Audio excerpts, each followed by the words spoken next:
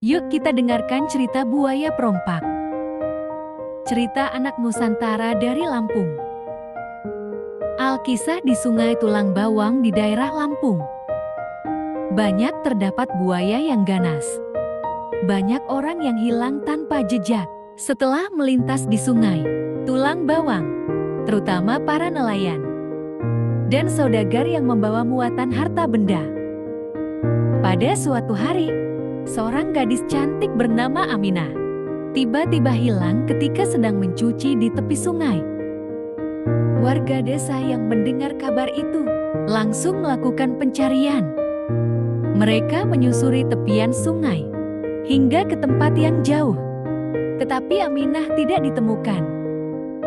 Warga desa pun menganggap Aminah sudah mati dimakan buaya. Sementara itu, di sebuah gua di dasar sungai, tampak seorang gadis yang tergolak lemas. Dia adalah Aminah, yang baru saja siuman. Dengan sekuat tenaga, Aminah berusaha bangun. Dia sangat terkejut ketika menyadari dirinya sedang berada di dalam gua. Gua itu dipenuhi emas, permata intan, dan berlian, serta banyak pakaian yang indah. Banyak sekali perhiasan di sini. Milik siapa ini? Tanya Aminah dalam hati. Lalu terdengar suara laki-laki. Hai gadis cantik, jangan takut. Inilah istanaku. Selamat datang di gua bawah sungai istanaku ini. Ternyata suara itu berasal dari seekor buaya besar. Kamu siapa wujudmu buaya? Tapi kenapa bisa bicara? Tanya Aminah dengan takut tenang. Gadis cantik, sebenarnya aku juga manusia sepertimu. Aku bisa berubah menjadi manusia nanti pada saat bulan purnama, kata buaya itu. Kenapa wujudmu berubah menjadi buaya? Tanya Aminah. Ingin tahu aku dikutuk karena perbuatan jahatku. Merampas harta benda, setiap kapal yang melintas di sungai. Semua harta itulah yang ada di gua ini.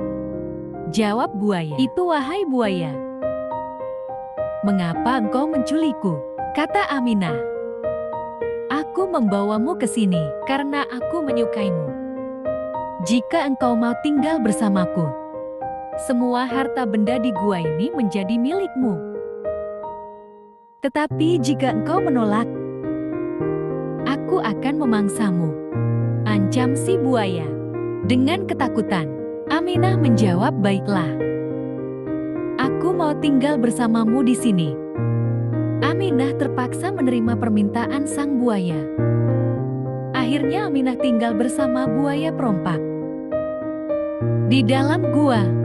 Tetapi dia terus mencari cara agar bisa keluar dari gua itu.